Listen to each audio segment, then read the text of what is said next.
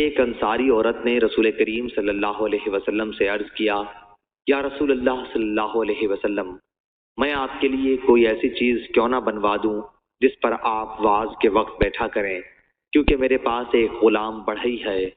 آپ صلی اللہ علیہ وسلم نے فرمایا کہ اچھا، تمہاری مرضی۔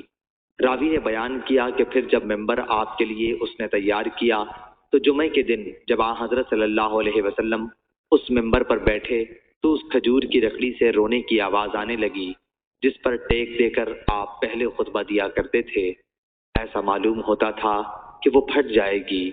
یہ دیکھ کر نبی کریم صلی اللہ علیہ وسلم ممبر پر سے اترے اور اسے پکڑ کر سینے سے لگا لیا۔ اس وقت بھی وہ لکڑی اس چھوٹے بچے کی طرح سسکیاں بھر رہی تھی جسے چپ کرانے کی کوشش کی جاتی ہے۔ اس کے بعد وہ چپ ہو گئی۔